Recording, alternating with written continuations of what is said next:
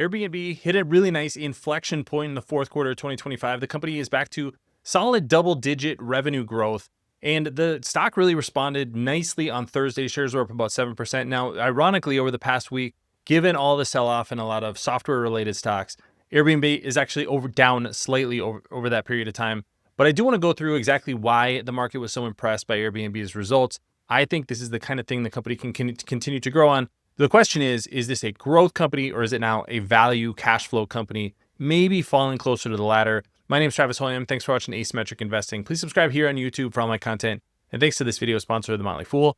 If you go to fool.com/ASYM, they'll give you their top 10 stocks to buy right now.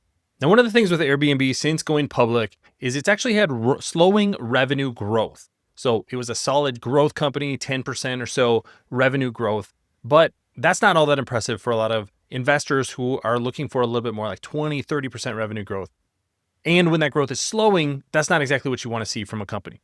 But that turned around in the fourth quarter. You can see that year over year revenue growth was actually 12%. Ex foreign currency, you're looking at 11% revenue growth. That's faster than for the full year. So you're seeing an acceleration in the growth rate. Net income, adjusted EBITDA, free cash flow, also all really positive. This free cash flow margin is one of those things that's just phenomenal for Airbnb. $4.6 billion in free cash flow for the year.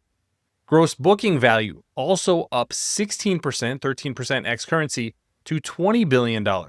And nights booked was up another 10%.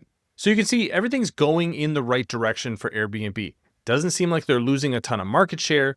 And that flywheel of homes and rooms being listed and the number of customers who are booking Airbnbs is moving up and to the right. And now it's not just 8, 9% growth. It's solidly into double digits. What caught my eye is that it isn't just the fourth quarter where things are going a little bit better. They're expecting to generate revenue of $2.59 to $2.63 billion in revenue in the first quarter of 2026 and expecting a growth rate of 14 to 16%. So that means that growth rate is inflecting higher. That typically means multiple expansion for companies. For the full year, they're expecting at least low double-digit revenue growth. So again, this is now a company that is solidly on a growth path. The question is it a great buy today? And that's where I come back to, you have to look at the valuation. $70 billion market cap, enterprise value of $61 billion for Airbnb. Mentioned that $4.6 billion in free cash flow. That's a great free cash flow margin for the business. It's a lot of free cash flow to be coming in, but it means the price to free cash flow is 15. That's still a pretty high multiple for price to free cash flow if we're looking at this as a value stock. And this is really a challenge for Airbnb today. It's not a high growth company. It doesn't really have expanding margins. The addressable market isn't growing at a really rapid rate. I don't think there's a lot of threat of disruption from things like Airbnb. And they talked a little bit about that on the conference call. Thanks to our friends at The Motley Fool for sponsoring this video. Visit fool.com/ASYM for the top 10 stocks to buy right now.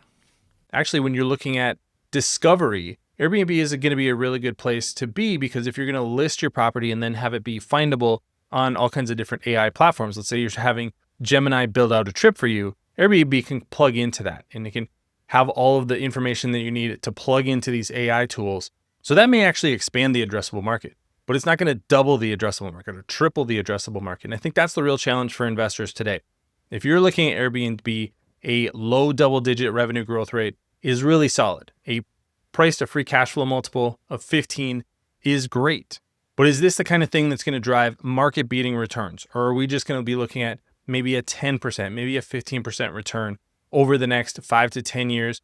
That could be market matching returns, but I think the valuation just isn't at the point right now where it's really compelling for me as an asymmetric investor. That upside just doesn't appear to be there. They've tried to move into other markets like experiences. That hasn't gone particularly well. So that's where I'm really struggling with Airbnb today. I do own shares, but it's not a stock that I'm looking to add more at this point. I pulled back a little bit on that position a little while ago.